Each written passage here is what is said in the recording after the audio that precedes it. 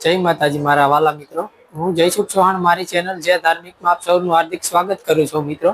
તો મિત્રો આજે આપણે આવી ગયા છીએ મજવડી ગામમાં દેવતણકી બાપાના ધામમાં. તો મિત્રો ચાલો અંદર જઈએ અને દર્શન કરીએ. ને મિત્રો આ ધામની અંદર દેવાયત પંડિત આવેલા હતા, તો આપને સંપૂર્ણ માહિતી અહીંના અદા આપશે. તો ચાલો અંદર જઈએ અને મિત્રો દર્શન કરીએ.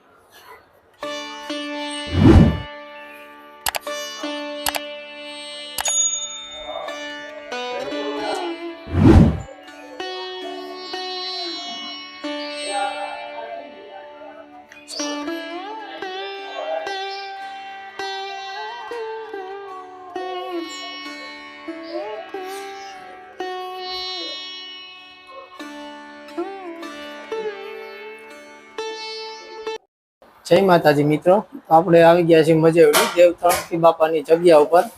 તો મિત્રો આપણી સાથે અદા અહીં મંદિરના પૂજારી જોડાઈ ગયા છે. તો જય માતાજી. જય માતા.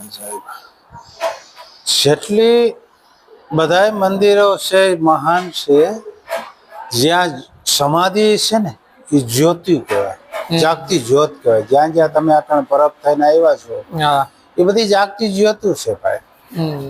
દેવતણકી બાપા જેને ભજન કર્યા એના નામ છે. ભજન કર્યા એને કોઈ સ્વાર્થ નથી. ભગવાન હારે પ્રીત બાંધી છે ને, અને માણસમાં એને ભગવાનના રૂપ જોયા છે, એના નામ છે. દેવતણકી બાપાનો જન્મ સ્થળ પોરબંદર. પોરબંદર થી 2-3 કિલોમીટર આગળ જાઓ એટલે બોખીરા ગામડું આવે. અને હાઈવે માથે અત્યારે ત્યાં મંદિર છે દેવતણકી બાપા જન્મ સ્થળ. ત્યાં મોટો બોર્ડ મારેલો છે, મંદિર જબરજસ્ત છે. ત્યાં એના પિતાશ્રી આંબા ભગત અને મૂડીમાં રહેતા સંતોની કૃપાએ આશીર્વાદથી દેવતણકી બાપાનું પ્રગટ્ય થયું. અને 20 વર્ષના થાય છે ને ત્યારે દ્વારકાની બાજુમાં એક લાંબા બંદર ગામ છે, ત્યાં એના લગ્ન કાર્ય કરે છે. લગ્ન કરીને ચારેય પોરબંદરમાં રહીએ છે, બોખીરામાં. એમાં ઉંમર પૂરી થઈ આંબા ભગત અને મૂડીમાંની. પછી ઉંમર પૂરી થઈ વિદાય લઈ લીધી. વિદાય લઈ ગયા પછી દેવતણકી દાદા એના ઘરના નામ હતું મીણા દે. એને કીધું કે મા બાપની પાછળ આપણે ગિરનારમાં ભજન કરવા જઈએ, આપણા મા બાપને આત્મને શાંતિ માટે. પહેલા મા બાપને જ પૂજા કરતા, સેવા કરતા. અત્યારે અમારા બ્રાહ્મણો આગળ આવીને કહે છે કે પિતૃ નડે છે, પિતૃ નડે છે. પણ જે મા બાપને હાસવે છે ને કોઈથી પિતૃ નડશે નહીં. બેસો, એને પિતૃ ક્યારેય નડશે નહીં. એટલે મા બાપને હાસવાય મહાન છે. પછી મંદિરે આવજો. ત્યારે નાના એ બરાબર છે. દેવતણકી બાપા પછી મા બાપની પાછળ ગિરનારમાં ભજન કરવા આવે છે. ભજન કરે છે, તપ કરે છે. તપ ભજન કરે તેને ગુરુ શોભાજી મહારાજ મળે છે. શોભાજી મહારાજ એટલે એક શંકર ભગવાનનો અંશ જ કહેવાય. જે સંતો છે એ ભગવાનનો અંશ જ છે. સંતો આશીર્વાદ દે ને 100% ફળે છે. ગુરુ શોભાજી મહારાજે કીધું કે તમારી ભક્તિ પૂર્ણ છે, તમારા મા બાપને આત્મને શાંતિ મળી ગઈ છે. હવે આ ગિરનારની ગુફામાં એક મજવડી ગામ છે ને, ત્યાં તમારે રહેવાનું છે. મજવડીમાં આવ્યા પછી એના ગુરુ મહારાજ ખુદ મજવડી મૂકી જાય છે. બાપાની એક દીકરીનું પ્રગટ્ય થાય છે. એનું નામ હતું લીરલ.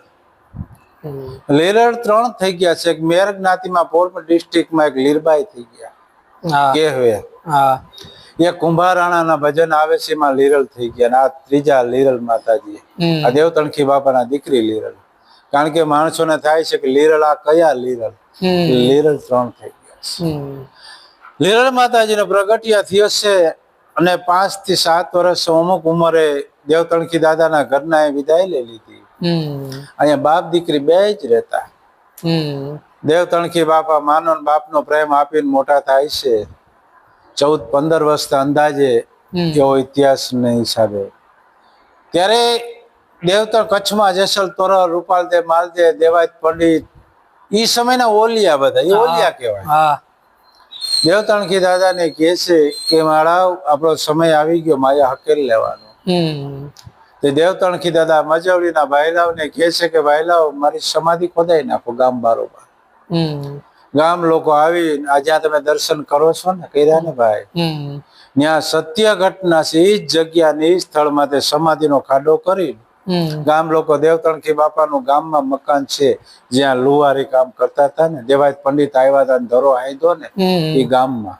હમ ત્યારે સમાધિનો ખાડો કરીને ગામ લોકો ગામમાં જાય ને બાપાની ઘરે જઈને કહે છે કે બાપા સમાધિ ખોદાઈ ગઈ, તમે કયો ત્યારે અમે ગાયતે વાયતે આખું ગામ ભેગું થઈને તમને સમાધિ દેવા આવીએ. હમ ત્યારે દીકરી 14 થી 15 વર્ષના અંદાજે હું કહું છું, 100% તો ન કહી શકું. હા ત્યારે માતાજી કીધું કે બાપા મારે ભાઈ નથી, મારી માં નથી, મારે કાકા કુટુંબ કોઈ નથી, હમ મારે જે આધાર છે મારા બાપનો છે. હમ બાપા તમે જ સમાધિ લ્યો. અને ભાઈલાઓ જેને દીકરી છે ને ખબર છે બાપ દીકરીનો પ્રેમ છે ને અનોખ છે. હા જેને દીકરી છે ને ખ્યાલ આવે કે દીકરી કાયમી બાપથી હર કોઈ વસ્તુને પ્રેમ એટલો ન લાગે, અને બાપને કાયમી દીકરી જ વાલી હોય. યાદ કરજો, દીકરી હર વસ્તુ કોઈ વાલી એટલી બધી હોતું ન હોય. જેને દીકરી છે ને ખ્યાલ છે કે બાપ દીકરીને શું પ્રેમ છે. હા ત્યારે માતાજી કીધું કે બાપા ખુદ સંત હતા તો મહાન વિભૂતિ, પણ દીકરી આગળ ઝાંખા પડી જાય ગમે એવો સંત હોય તો, કારણ કે સંતને દીકરી વધારે વાલી હોય. ત્યારે માતાજી કીધું કે બાપા તમે મોરાપુરામાં હું તમને ખુદ સમાધિ બેસાડવા આવું. પછી આખું ગામ ભેગું થઈને ગાજતે વાજતે તમે જ્યાં દર્શન કર્યા ને ભાઈલાઓ, ત્યાં સમાધિમાં બેસી જાય છે દેવતણખી દાદા. ત્યારે અલેખ ને આરાધન ને ભગવાનનું ભજન કરે ને તો સમાધિ લાગી જતી. પણ દેવતણખી દાદાને સમાધિ લાગતી ને ત્યારે માતાજી કીધું કેમ બાપા સમાધિ નથી લાગતી? ત્યારે કીધું કે દીકરી કઈક ભક્તિમાં ખામી હોવી જોઈએ ને સમાધિ નથી લાગતી. ત્યારે માતાજીએ કીધું કે મારા બાપની ભક્તિમાં ખામી ન હોય પણ મારી એક ઈચ્છા છે પૂરી કરતા જાઓ. ત્યારે કીધું કે માગી લે દીકરી, જે જોઈ વસ્તુ તને આપવા તૈયાર છું. ત્યારે માતાજી એટલું જ કીધું કે બાપા વચન આપો તો માગું. પેલા પ્રાણ જાતા વચન નતા જાતા એ સમય. એ કે વચન આપો તો માગીએ. તો વચન આપું તો ત્યારે એટલું જ કીધું કે બાપા વચન આપી દીધું તો હા તો બાજુ બીજી સમાધિ મારી ખોદાઈ નાખો. ત્યારે બાપાએ કીધું દીકરી શું બોલો માતાજી? તો બાપા તમારી મારામાં સુરતા ત્યાં સુધી તમને સમાધિ નહીં લાગે. આપણે બાપ દીકરી મારે ભજન કરવાનું તો તમારા ભેગી રહીને ભજન થઈ ગયું છે. બીજી સમાધિ ખોદાવો. પછી બીજી સમાધિ ખોદાવે છે. બાપ દીકરી અલેખ ને આરાધે ને ભગવાનનું ભજન કરે ને તો પ્રાણ ભેગો પ્રાણ ભળી જાય છે અને સમાધિ લાગી જાય છે. પછી ત્યાં ભૈલા તમે ત્યાં જોવો તો કઈ હોય નહીં. પછી ગામ લોકો ભેગા થઈ માટી નાખીને સમાધિ દે છે. એટલે આ રીતે બાપ દીકરી સમાધિ લીધી છે. ટૂંકમાં વાત કરું ભૈલા, બહુ ઇતિહાસ લાંબા છે. દેવાયત પંડિત જયારે દેવલનાર ને શંકા કરીને દેવલનાર વયા જાય છે ને પછી ગોતવા માટે નીકળે છે ને 750 શિષ્ય લઈને ફરતા ફરતા તમે મજવડીમાં આવ્યા ને નદી આવી. એ નદીને પેલા પુલ નહોતા ક્યાંય નદીમાં એ સમયમાં, ઢાળ ઉતરીને ઢાળ સળવાનો જ હતો હેઠો ઉતરીને. એટલે ઢાળ ચડ્યા ને ધરો તૂટ્યો. દેવાયત પંડિત ના રથનો ધરો તૂટી જાય છે. પછી ગામમાં પૂછ્યું કે આ ગામમાં કોઈ લુહાર છે? ભલામણા ત્યારે ધરો આંધવાનું કામ લુહાર સિવાય કોઈ દુનિયામાં કરી ન શકે. એ સમય એ હતો. ત્યારે કીધું કે દેવતણખી બાપા લુહાર છે, એ ધરો હાંધી દે. પણ દેવતણખી બાપા અહીંયા આવીને કીધું દેવાયત પંડિતે કે આ ધરો હાંધી દો. ત્યારે દેવતણખી બાપાએ કીધું આજે અમારે 11 છે, અમે અપતો હોય અમાસ ને 11 થી અમે અપતો રાખીએ, અમારે ટેપ હોય, અમે તેથી અગ્નિ ન પ્રગટાવીએ. તો દેવાયત પંડિત અભિમાન આવીને કહે છે કે જે પાપ લાગે મારી માથે, મને ઓળખો, આખી દુનિયા મને પૂછે, મહાન પંડિત હતા. કે બાપા હું ઓળખું પણ મારે અમાસ ટેક હોય એટલે અમે તોડીએ નહીં. પણ તમે મહાન સંત છો દેવાયત પંડિત ને કહે પણ તમને એક રસ્તો કાઢી દો, અમારી ભઠ્ઠી તમે પેટાવો, આ ધરી છે લોખંડની લાલ સોર કરો અને પછી હું પગલું તમે ઘરના ઘા મારો. પછી લાલ ચોર કરીને દેવાયત પંડિતે એરણ માથે દેવતણખી બાપાને આપ્યું. દેવતણખી બાપા એરણ માથે રાખ્યું અને દેવાયત પંડિત ક્રોધમાં આવીને ઘા માર્યો તો એરણ પાતાળમાં આવી ગઈ. પાતાળમાં ગયા એટલે કીધું કે બાપા એરણ તો પાતાળ ગઈ, હવે ક્યાં હાંધવા જાઓ? ત્યારે દેવતણખી બાપાએ પગ લાંબો કરી અને ઘૂંટી માથે રાખીને કીધું કે આમાં તા છે, તા ન યોજાય, ઘરના ઘા મારો. પછી અહીંયા રાખ્યો ને એટલે જોરમાં ઘા મારે છે ને તો હાથમાંથી હથોડો છટકી જાય છે, વયો જાય. દેવતણખી બાપાની ગોટીમાંથી અગ્નિ પ્રગટ થઈ જાય છે અને ઓટોમેટિક ધરો હંધાઈ જાય છે. ત્યારે કીધું કે તમે ધરો હાંધીને કીધું કે લ્યો પંડિત, આ તમારો ધરો. તો તમે કોણ છો? તો હું તો એક લુહાર છું, સામાન્ય ભાઈ. તો કે ગોટી માથે ધરો હાંધો તો તમે સામાન્ય કયો છો?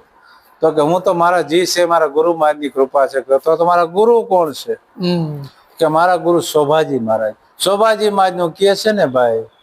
ત્યારે નમસ્કાર કરીને ભેટી પડ્યા કે મારા ગુરુ શોભાજી. એટલે કહેવાનો રથ આ એક જ ગુરુ બે શિષ્ય હતા અને બે ગુરુભાઈ નીકળ્યા. એનું અભિમાન અહમ ત્યાં ઓગાર નાખ્યો ને ભાઈ. અભિમાન અહમ ગમે ત્યારે આવે ને તો સંતો સિવાય કોઈ ઉતારી શકે એમ નથી.